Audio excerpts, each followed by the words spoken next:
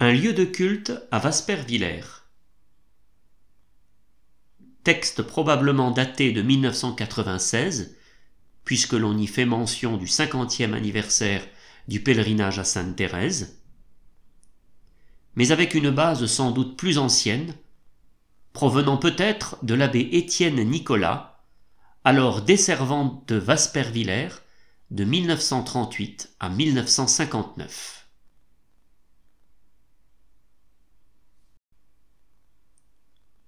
Privée de lieu de culte depuis plus de 3 siècles, l'église de Waspervillers ayant été saccagée et détruite lors de la guerre de 30 ans, la population de ce village attendait, réclamait un lieu de culte. Mais jamais, depuis lors, les projets laborieusement échafaudés n'avaient pu aboutir.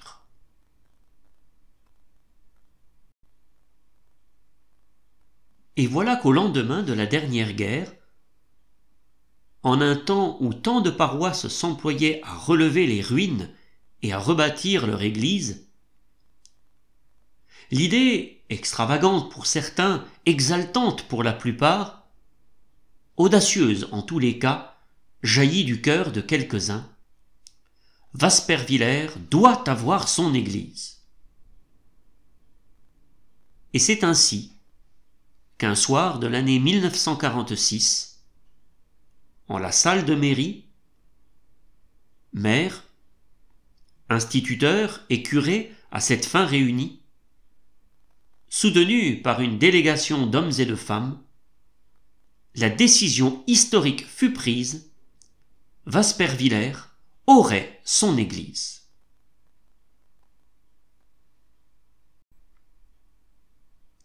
Pour faire les choses en bonne et due forme, mais déjà l'on pouvait dire que Waspervillers avait pris le maquis pour arriver à ses fins, le projet fut soumis à l'autorité épiscopale, mais il rencontra plus de réticence que d'encouragement.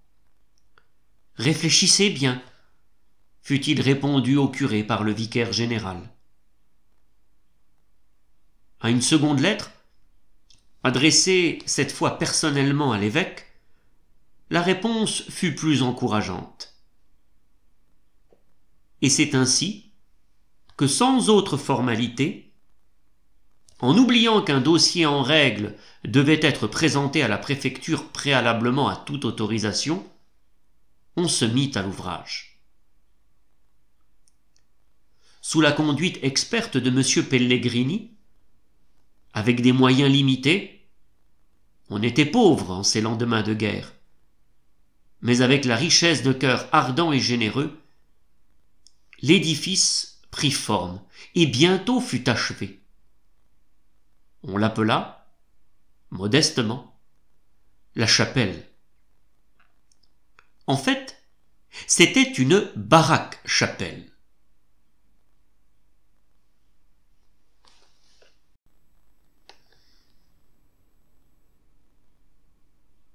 Comment ce miracle avait-il pu se produire? Une idée géniale avait jailli dans une tête chercheuse. Une idée motivante et mobilisatrice. Quel nom donner à la chapelle? Quel saint patron? À quel saint dédier notre lieu de culte? Un nom fit rapidement l'unanimité: Sainte Thérèse de l'Enfant Jésus. ce nom partit comme une fusée qui rallia tous les suffrages et les courages. Ce nom de Sainte Thérèse devint ainsi la fusée porteuse de nos espérances.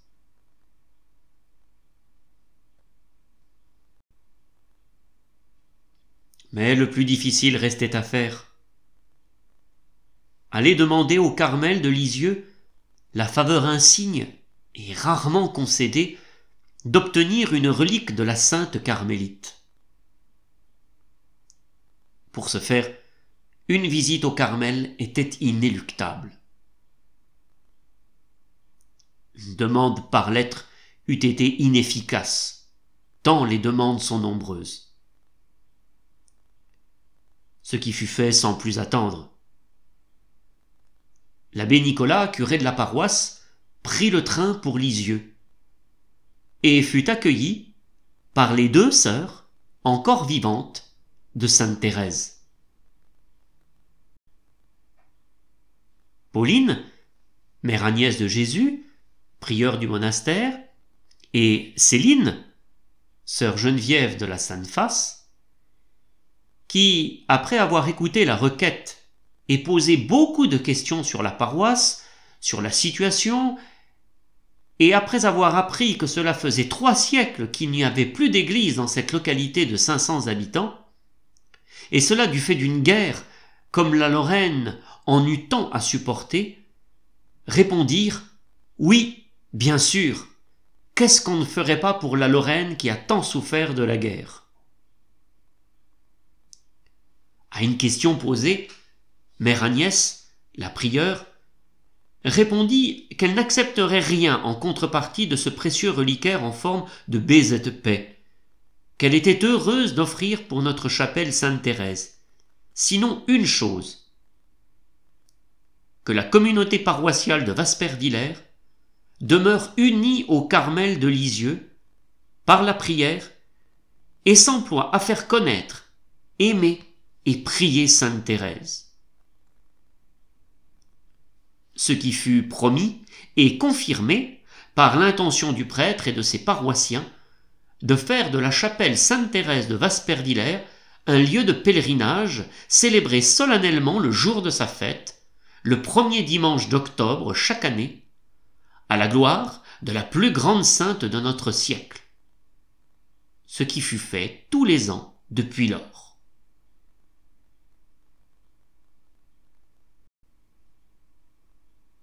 Au retour, à l'occasion d'un arrêt à Paris, 2 statues en pierre reconstituée furent choisies et commandées à l'art catholique, dont l'expédition fut assurée à temps pour qu'elles soient accueillies pour la date de la première fête de Sainte Thérèse à la chapelle de Waspervillers.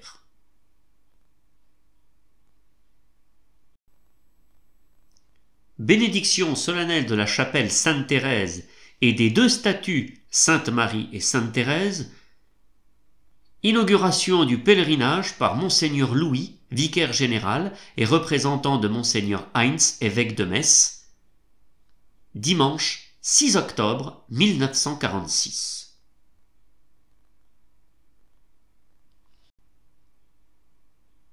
La célébration, présidée par Monseigneur Louis, débuta vers 15 heures par une grandiose procession d'un parcours insolite. Un bon kilomètre. Du jamais vu. Partant de la gare de Waspervillers, où les 2 statues, arrivées depuis quelques jours, furent transportées sur des voitures décorées et fleuries, escortées par une foule impressionnante de paroissiens et de pèlerins, ainsi que de nombreux prêtres, accompagnant Monseigneur Louis. Des chants à Sainte Thérèse, appris par la chorale pour la circonstance, ont donné tout au long du parcours une solennité exceptionnelle.